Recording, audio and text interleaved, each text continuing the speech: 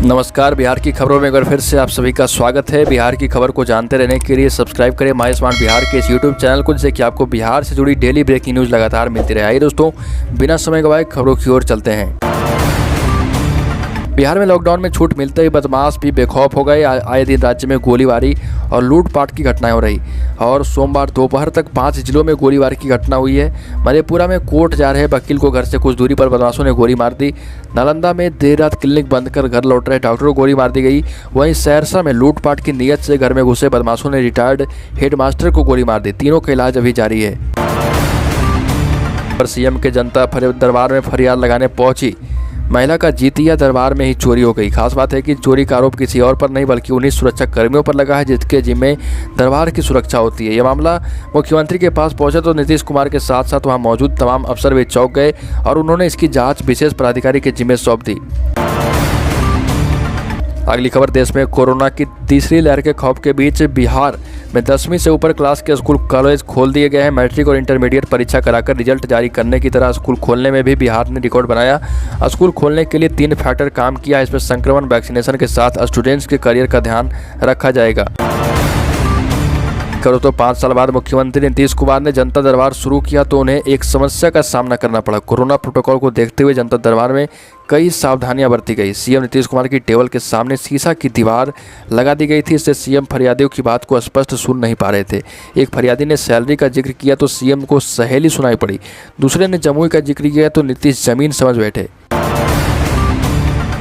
अगली खबर तो इंडिगो मैनेजर रुपेश सिंह हत्याकांड में चौथी अंतिम कामयाबी पटना पुलिस को मिल गई है। इस कांड के 7 महीने बाद फरार चल रहा चौथा मुख्य अभियुक्त आर्यन जायसवाल को गिरफ्तार किया गया है और शाम पटना में वो अपनी बहन से मिलने उसके बाईपास स्थित घर जा रहा था। पुलिस टीम पहले से उसके मूवमेंट को खंगाल रही थी, तब जाकर यह पकड़ा गया है। सोमवार को शास्त्री नगर थाना में press conference SSP Upendra Kumar Sharma ने इस बात की पुष्टि की है। अगली खबर, पटना में सोमवार को दिन दहाड़े हथियारबंद अपराधी ने 12 लाख रुपए की लूट की वारदात को अंजाम दिया। आलमगंज थाने के संदलपुर के आदिवासी कॉलोनी स्थित एक कुरियर सेंटर पर 4 अपराधी बाइक पर सवार होकर आए और उस वक्त मौजूद 3 कर्मियों को गन पॉइंट पर कर लिया। इसके बाद उन्हें किचन में बंद कर 12 लाख रुपए लूट लिए और वहां से फरार हो गए। दिन दहाड़े लूट से फैले इलाके में दहशत है और इस घटना की सूचना मिलते ही आलमगंज थाने की पुलिस मौके पर पहुंची और मामले की छानबीन में जुट गई है।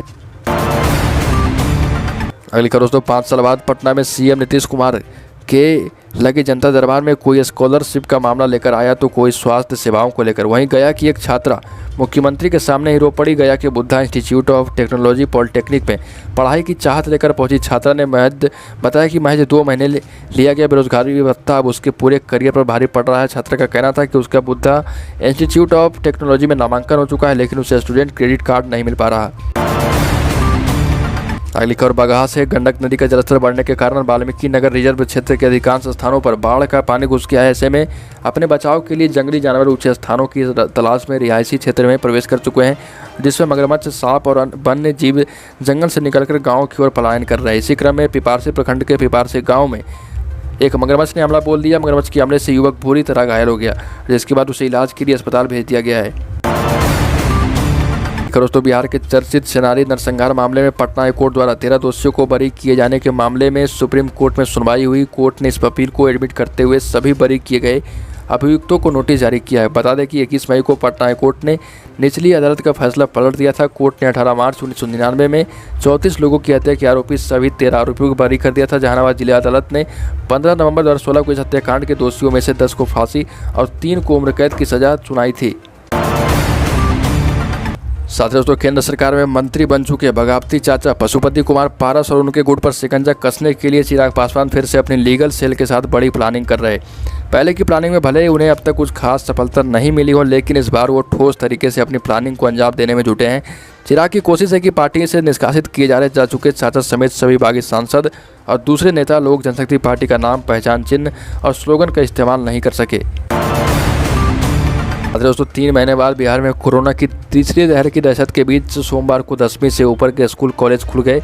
राज्य के सरकारी विद्यालयों और उच्च शिक्षा संस्थानों के साथ ही निजी विद्यालय, मेडिकल व इंजीनियरिंग कॉलेज, सरकारी प्रशिक्षण संस्थानों और उच्च शिक्षा संस्थान भी खुल गए।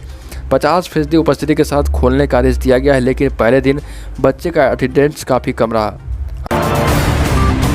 अगली खबर दोस्तों, जब अधिकारी प्राधिकारी जनप्रतिनिधि समस्या का समाधान नहीं करते हैं तो मुख्यमंत्री को उनकी समस्या सुननी ही पड़ती है। यह कहना है बिहार सरकार के खान एवं भूतत्व मंत्री जनक राम का, और उन्होंने कहा कि ऐसे कार्यक्रमों से जनता की समस्याओं का समाधान होता है। साथ ही उन्होंने बिहार में अफसरशाही पर भी निशाना साधते हुए कहा कि जब अधिकारी समस्या नहीं सुनेंगे तो मुख्यमंत्री को जनता दरबार लगाना ही होगा।